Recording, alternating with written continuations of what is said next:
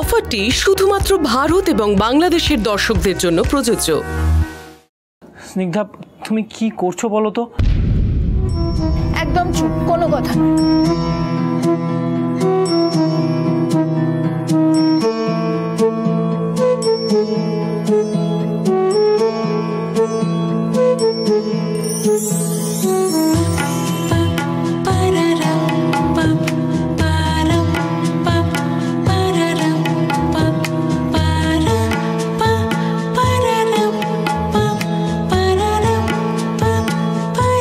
স্নিগ্ধা, কি করছো বলো তো?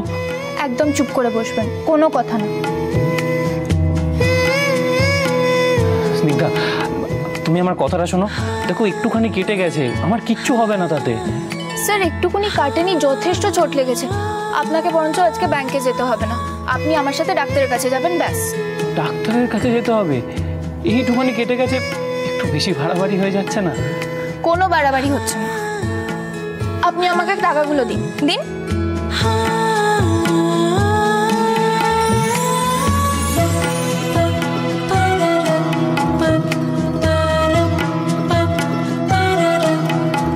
আমি এগুলো ব্যাংকে জমা দিয়ে আসছি।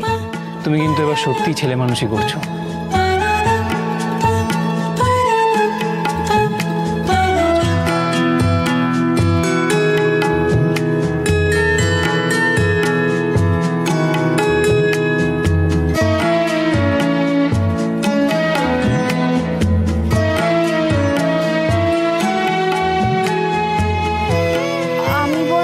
ব্যাংকে গিয়ে টাকাগুলো ফেলে আসছি, ওখান থেকে আপনাকে ডাক্তারের কাছে নিয়ে যাব, আর সেখান থেকে আপনাকে বাড়িতে পৌঁছে দিয়ে আসবো, ঠিক আছে?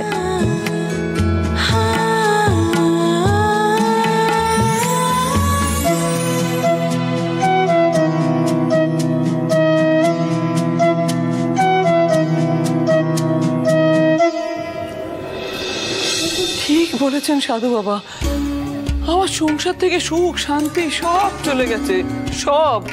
শত চেষ্টা করে এই সংসারে অশান্তি আমি এড়াতে পারছি না। এই যে দেখুন না, দেখুন আমার মেয়ে, ওর বর ওকে ফেলে রেখে কোথায় উদাও হয়ে গেছে, আর আমার বৌমার বাপের বাড়ির সঙ্গে নিত্য দিন খুঁটি নাটি অশান্তি লেগেই চলেছে, কিছুতেই আমি শান্তি আনতে পারছি না। জানি না বাবা, কার কুনজর পড়েছে আমার এই সোনার সংসারে। মা শোনো, তুমি না এত অস্থির হয়ে যেও না, এরপরে তোমার শরীর খারাপ করলে তখন আবার সেটা নিয়ে অশান্তি হবে। কি বলছিস? আমি চিন্তা করব না? হ্যাঁ, এই যে দেখ না, এই যে গুড্ডু, এই এত অশান্তির মধ্যে ওকে নিয়ে তো আমার চিন্তা শেষ নেই বাবা।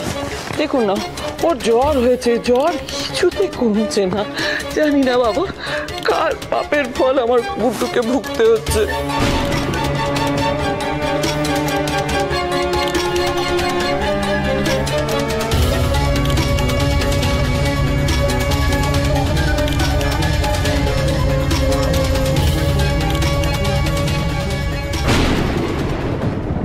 কি হলো বাবা, আপনি চুপ করে আছেন কেন? কিছু বলুন। মা, বলছি শোনো, তুমি না উতলা হয়েও না, আমরা তোকে ভালো ডাক্তার দেখাচ্ছি, ও ঠিক সুস্থ হয়ে উঠবে। হ্যাঁ মা, আমারও তাই মনে হয়। দাদা তো ওকে ভালো ডাক্তার দেখাচ্ছে না, এবারও আস্তে আস্তে সুস্থ হয়ে যাবে।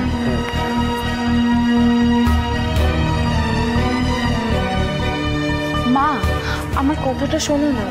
এর আগেও তো একবার ওই সাধু বাবার কথা শুনে তুমি আর দাদা আলাদা থাকলে না, তারপরে তো আমরা জানতে পারলাম যে ছোটদা ওনাকে প্ল্যানিং করে পাঠিয়েছিল। এবারও হয়তো ওনাকে কেউ না কেউ প্ল্যানিং করে পাঠিয়েছে, এটা তো হতেই। তুই চুপ কর তো, সব বাজে কথা আর বলিস না। মা, আমি তোমাকে আবারও বলছি, অকারণে চিন্তা করছো তুমি। আমি অকারণে চিন্তা করছি? হ্যাঁ, এই তো গুড্ডুকে নিয়ে তোরা এত ডাক্তারের কাছে গেলি, কি হলো? ওর শরীরটা ভালো হলো? হলো না তো। তুই বুকে হাত দিয়ে বলতো, সাধু বাবা গুড্ডুকে নিয়ে যা বলছেন সেটা মিথ্যে, সত্যি নয়।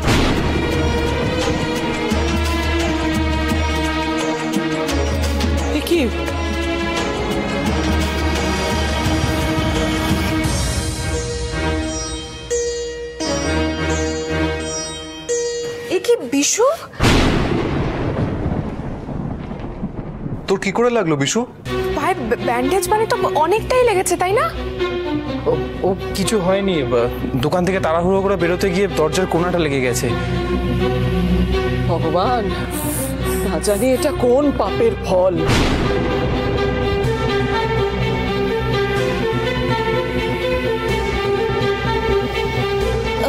স্যার, বলছি অফিসে কিছু কাজ পেন্ডিং আছে, আমি সেগুলো সেরে আসি।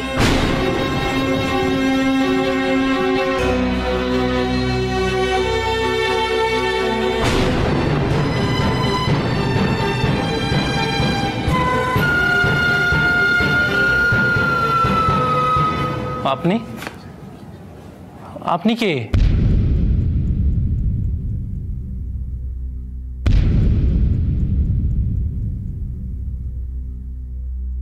মা, ইনি কে?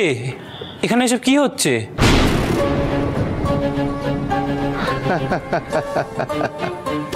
এই হলো মানুষের সংসার। মানুষ খালি চোখে যা দেখে তাই বোঝে, এর বাইরে কিছু দেখতেও চায় না, বুঝতেও চায় না। উপর থেকে দেখা যায় কোনো বাচ্চার শরীর খারাপ বা কোনো দুর্ঘটনা, তবে তলে তলে পাপ যে লুকিয়ে খেলা করে সেটা কেউ দেখেও না, বোঝেও না, বিশ্বাসও করে না। মা, এসব আবার কি কথা? উনি কে বলো তো? বাবা, কেউ বিশ্বাস করুক বা না করুক, আমি আপনার কথা বিশ্বাস করি। আর অন্য কেউ এই সংসারে ভালো না চাইলেও আমি কিন্তু এই সংসারে ভালো চাই। আমি চাই আমার ছেলে মেয়ে, আমার নাতি সবাই ভালো থাকুক। আমি চাই এই সংসারে শান্তি ফিরে আসুক।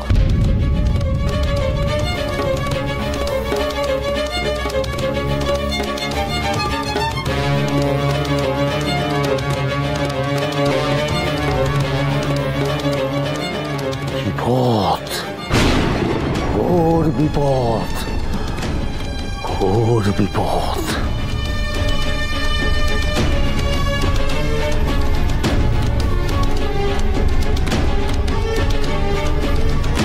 আরে অসহ্য, কি হয়েছে?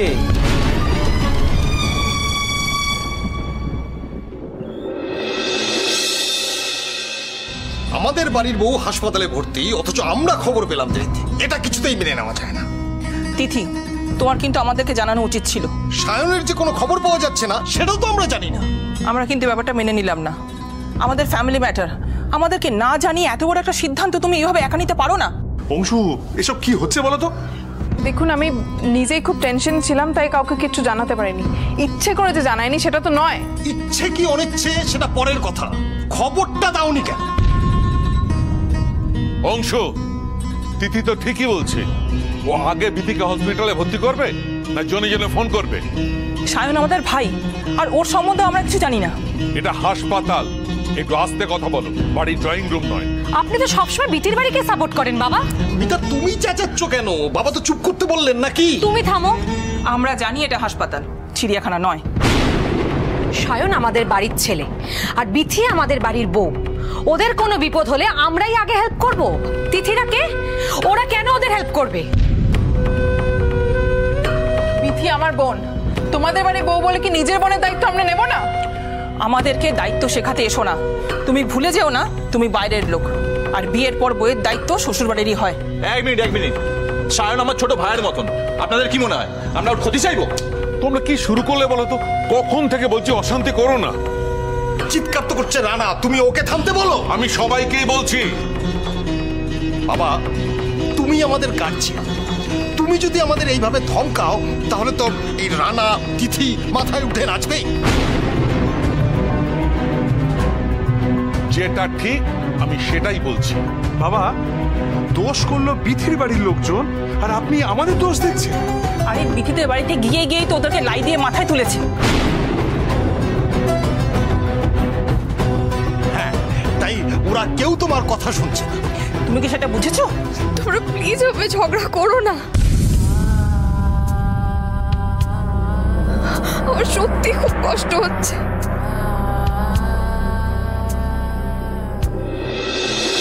কি ব্যাপার? এখানে এত লোক কেন? প্লিজ পেশেন্টকে একা ছেড়ে দিন, আপনারা বাইরে যান। আগে ওর বাপের বাড়ির লোকদের বাইরে বের করুন। আমরা হলাম আসল ফ্যামিলি। আমার ভাইয়ের বউ হলো পেশেন্ট। বিথি আমারও বোন, ওকে এই অবস্থায় রেখে আমি কোথাও যাব না। আপনারা যদি এই ঘর থেকে না বেরোন আমাকেই কিন্তু সিদ্ধান্ত নিতে হবে। আমি কিন্তু ডিসচার্জ সার্টিফিকেট লিখে দেবো। না না, এ কি বলছেন ডক্টর? এই হসপিটালে আমার কথা না শুনলে আমি কিন্তু চিকিৎসা করব না। আপনি পেশেন্টকে নিয়ে অন্য কোথাও চলে যান। না না না, এই রানা, তিথি, ঝিনুক, তোমরা কোনো কথা না বলে বাইরে যাও। তোমরা বাইরে যাও।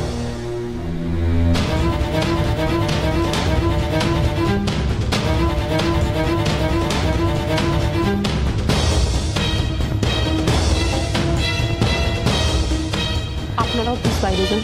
হ্যাঁ হ্যাঁ, নিশ্চয়ই নিশ্চয়ই, আসুন নইল। রানাদা, সায়নের কোনো খোঁজ পেলে?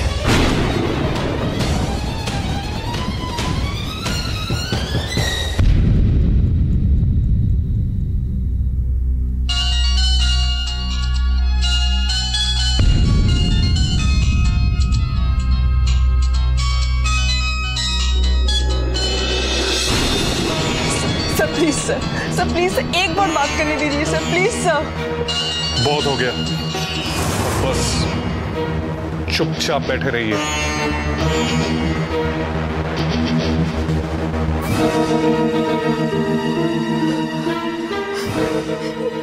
কি হলো রানাদা? কেটে গেল, দাঁড়া আমি দেখছি।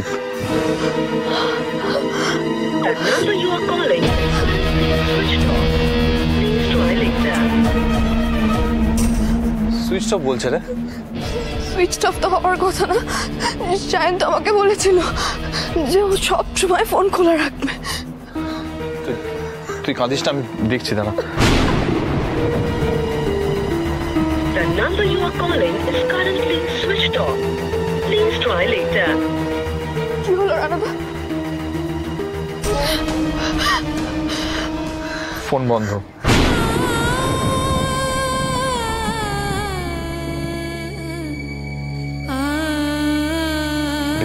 কাঁদিস না,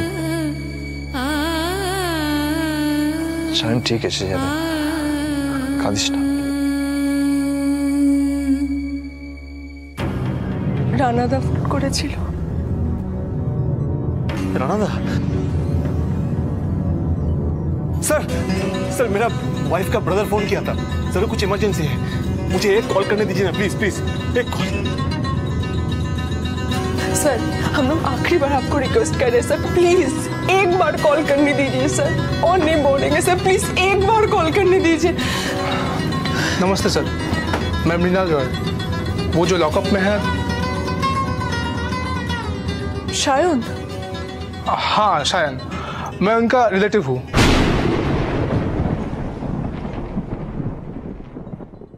आपसे कुछ बात करना है उनके बेल के बारे में। ये मिस्टर लॉयर हैं, मिस्टर तनेजा। हेलो,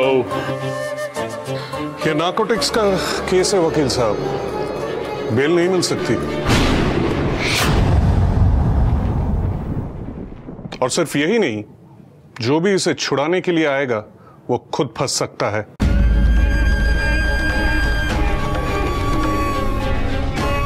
अब आप लोग ही डिसाइड कर लीजिए क्या करना है। नार्कोटिक्स? My God.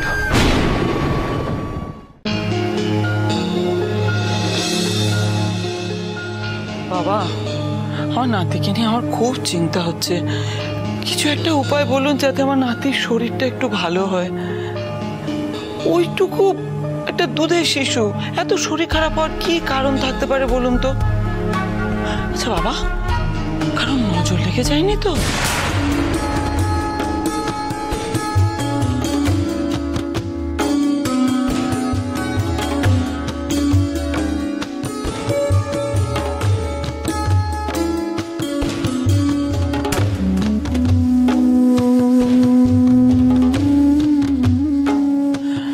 বাবা চুপ করে আছেন কেন? কিছু বলুন, একটু কিছু বলুন যাতে আমার নাতির শরীরটা ঠিক হয়। আপনি দাঁড়িয়ে কেন, বসুন। বসুন বসুন।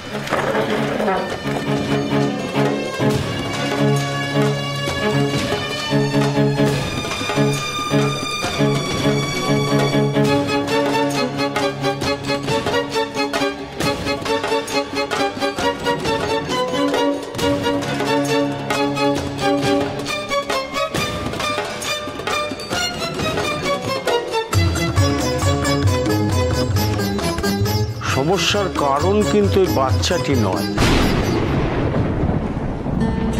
প্রতিটি শিশুই হলো ঈশ্বরের স্বরূপ।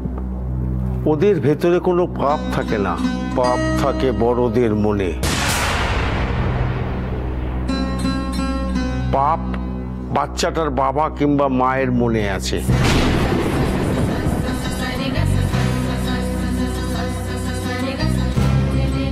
সংসারের সুখ শান্তি হোক বা নিজের সুখ শান্তি, সব কিছু নির্ভর করে মনের ওপর। এই মনই জন্ম দেয় ভালোবাসা, মন থেকেই শুরু হয় ভালোবাসা। আবার এই মনই জন্ম দেয় রাগ কিংবা ঘৃণার। বাবা, একটু সহজ করে যদি বলেন। এই বাচ্চাটির বাবা আর মায়ের বিয়ের সময় খুঁত থেকে গেছে।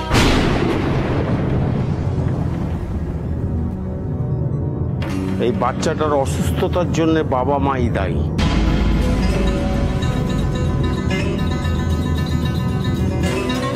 দুটো মন বিয়ের পবিত্র বাঁধনে বাঁধা পড়ে এক হয়, মানে দুটো মনের মিল হয়। কোনো কারণে শুরুতেই যদি খুঁত থেকে যায়, তাহলে পরে সাংসারিক জীবনে নানা সমস্যা দেখা দিতে পারে। বাচ্চারাও ভালো থাকে না এই অবস্থায়। আপনার বড় ছেলে আর পুত্রবধূর বিয়েটাই ঠিক হয়নি।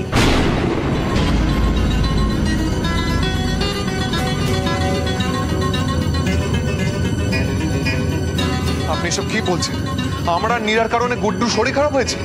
আমি এসব মানবো না। চুপ কর ইন্দ্র, বাবাজির কথা শুনতে দে। না না না, আমি এসব শুনবো না, আমি এসব মানি না।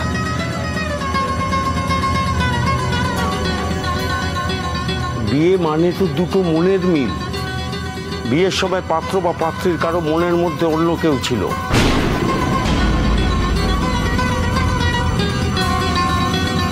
যার জন্য বিয়েটা অসম্পূর্ণ থেকে গেছে।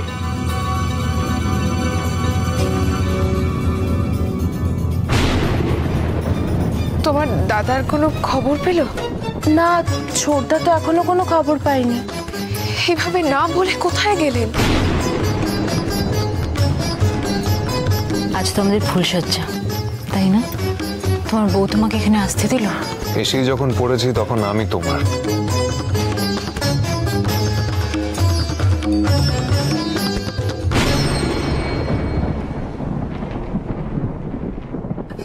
তাহলে বাবা এখন কি করতে হবে আপনি বলুন না, কোনো একটা উপায় বের করুন। ছেলের কষ্ট যে সহ্য করা যায় না, কোনো একটা উপায় বলুন না। বিবাহ বিচ্ছেদ করতে হবে।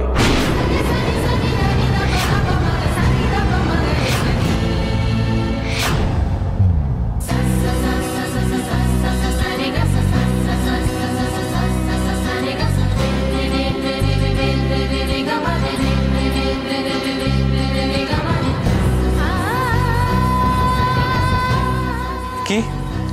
আরে এসব আপনি কি বলছেন?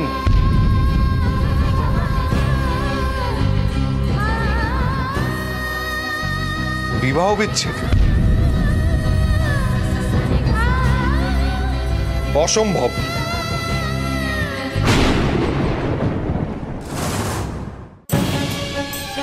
বাবা, উল্টো পাকে ঘুরিয়ে এদের গাঁটছড়া খুলে আলাদা করতে হবে। আমি জানতাম যবে থেকে এই রাক্ষসী মেয়ে আমার সংসারে পা রেখেছে, তবে থেকে আমার সুখের সংসারে একেবারে আগুন লেগেছে। যত নষ্টের গোড়া হচ্ছে এই মেয়ে, কাল সাপ একটা। মা, যে যাই বলুক, আমি এই বিয়ে কিছুতেই ভাঙবো না। মা, তুমি দাদাকে জোর করতে পারো না। বৌদির ঘাড়ে দোষ চাপিয়ে অন্যের দায়িত্ব তুমি এড়িয়ে যেতে পারো না। মা, আপনারা সবাই শান্ত হন, আমার কথা এখনো শেষ হয়নি।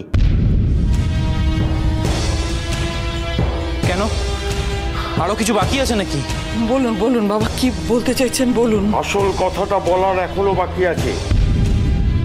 বিবাহ বিচ্ছেদের পর ওদের দুজনকে 7 দিনের জন্য আলাদা থাকতে হবে। তারপরও যদি ওরা দুজন দুজনকে মন থেকে ভালোবাসতে পারে তাহলে ওদের দুজনকে আবার বিয়ে দেওয়া হবে।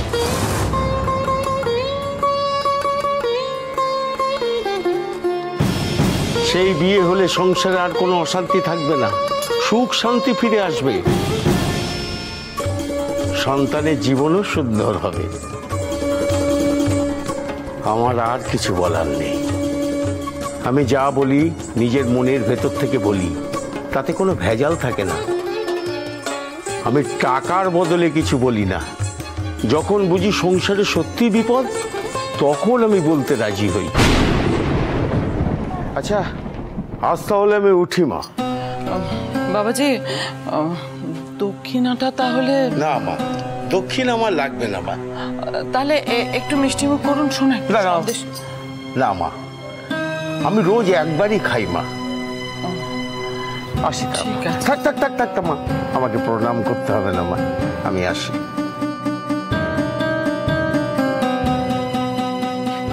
আমি আসি মা। থাক মা, থাক থাক।